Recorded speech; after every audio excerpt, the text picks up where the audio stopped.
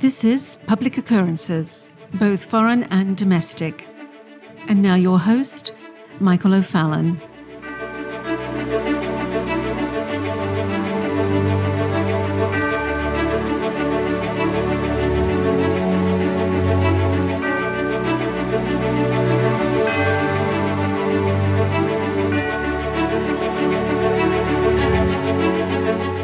Climate alchemy is about to crank up to its highest levels ever across the globe.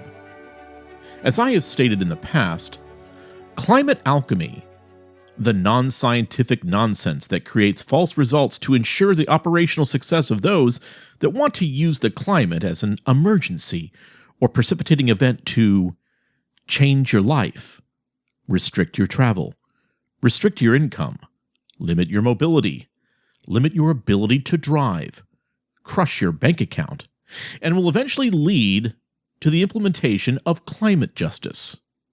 And climate justice is the granddaddy of all nonsensical critical theory-inspired tyranny that will encompass worldwide reparations. Now, if you have followed Sovereign Nations and my conversations with James Lindsay from New Discourses, you will know that Dr. Lindsay and I have been warning everyone about this for quite a while. In our Changing Tides conversations, it was, by my request, the first topic that we discussed. And the reason for that is that, as I understood 10 years ago or so, that climate justice would be the lever that truly changes everything. Now, climate justice is reliant upon everyone believing that everything that critical social justice says is scientific fact. In other words, that critical theory needs to be incorporated into every facet of our lives, our education, our businesses, our churches, and that before climate justice can really take hold and be used to legislate, it must have true believers. And so those that follow climate justice must as well fully embrace critical race theory as almost a belief system. And once that belief system, whose theological and ideological fulfillment can only be realized through the doctrinal majesty of intersectionality, then and only then can climate justice be fully infused into the world. Now, to properly define climate justice, my friend Dr. James Lindsay from New Discourses, he would say that climate justice is mostly a term used in activism used to take a social justice approach to the issue of climate change, particularly issues corollary and tangential to the issue of climate change itself. While the scholarship on climate change remains largely scientific, a largely distracting interest in climate justice has arisen with activism and some scholarship in the humanities to document how issues related to climate change are best understood, primarily as social justice issues. In particular, climate justice seeks to reframe the debate about climate change to one about the ways in which climate change will be more detrimental to oppressed people and less detrimental to privileged ones, which compounds injustice. This injustice, the activists involved believe, will increase rather than decrease the sense of imperative with regard to addressing climate change. In practice, climate justice means diverting focus and resources away from pressuring governments to produce, enable, support, or subsidize technologies for carbon-neutral energy production, carbon capture, and energy sustainability, and toward more focus on gender, race, previously colonized status, and sexuality as those can be contrived into issues related to climate change. For example, a climate justice approach might argue that programs teaching intersectional feminism and critical race theory are needed in developing countries, like in Africa, because better understanding how issues relevant to women and racism from a social theoretical perspective will better inform and motivate us regarding the making of climate-relevant policy, especially with regard to preserving cultural identities and practices in a pre-industrial setting. Now, this may also include teaching ideas from post-colonial theory like that science is a white, Western cultural product and just another way of knowing. That's where the standpoint epistemology pops in. The proposed mechanism of climate justice is therefore to prioritize the voices and knowledges of marginalized people on climate, life around climate, and climate change, and an experiential approach is often taken. Now, while good scholarship and activism can focus on the ways in which poor communities can be less able to mitigate the effects of climate change, and this can be used to craft policy that might mitigate these issues or better take them into account, it is unclear about how rooting activism against climate change in theoretical constructs like indigenous queer feminisms will help the situation rather than serve as a politicizing distraction that, at best, makes climate change activism look frivolous and unfocused. And indeed, activism that does posit climate change to be a common struggle is likely to gain more support than one that makes it a problem of people with many overlapping vectors of marginalization. The co-opting of climate change into identity-based activism, and thus making it a far-left political issue. And that's from James Lindsay at New Discourses. But as well, making climate justice the primary driver in the movement to create global supranational governance and end the sovereignty of nations. And so now brace yourself for what is called the United Nations and fake conservative Boris Johnson's COP26 summit on climate justice in Glasgow, Scotland. You might have seen it as COP26, COP26. Yes, this is the mother of all alchemic super summits meant to change the way the world does everything. And Air Force One was seen loading up a huge amount of adult diapers in their cargo hold, so it does appear that President Biden will be making the trip. But this is Boris Johnson's opportunity to take the main stage and show just how ridiculous the Brits will be to try and impress the rest of the world in regards to the lengths that he will go to in order to perpetuate all of the lies that are meant to restrict you, immobilize you, take your money, paralyze developed nations, because that is what COP26, COP26 in Scotland is all about. Now, of course, the world's top polluter, and I mean way, way more pollution than any other nation, is China. And of course, Chairman Xi Jinping will not be attending. Because he doesn't really care. He doesn't need to hear about how climate justice means that rich, powerful nations like the United States and the UK need to give huge portions of their money to previously colonized countries that will now be transitioned into UN nation states. No, Xi Jinping doesn't have time for that. He is too busy colonizing Africa and enslaving Muslims to make Nike shoes and Disney movies. So he is exempt. But the US has to go to COP26 and grovel. I mean, really do a full struggle session for the rest of the world with fake tears and all, kind of like League and Duncan does. Yes, the US is going to bear the financial weight of this gigantic UN effort to redistribute income. But of course, Americans are doing so well with employers firing everyone, and with $1 now being worth about 10 cents. Yes, that is what the Biden administration has done to the United States. They have completely bankrupted us. But in another blow to Prime Minister Boris Johnson's climate summit, Russian President Vladimir Putin has announced that he will not be attending the meeting. Now, Putin said this after the reports that Chinese dictator Xi Jinping will likely not be traveling to Glasgow to attend the United Nations COP26 climate summit. But you have to start asking yourself this question. If this was so incredibly important for the entire globe that it meant that everything was going to fall apart unless they came to agreements, why would Vladimir Putin and as well Xi Jinping decide that they're just not going to go? They're not even going to bother showing up. Well, I mean, especially, why would they say this after Patricia Espinosa, who was the executive secretary of the United Nations Framework Convention on Climate Change? She is the expert on global climate change. She said this past Sunday that, quote, any failure by the COP26 summit in Glasgow to deliver an agreement on future transnational climate controls could plunge the world into chaos, sparking migration crises alongside food shortages, political disorder, and war. Now, some of you have accused me of being dramatic. Well, let me tell you, I'm just being myself, okay?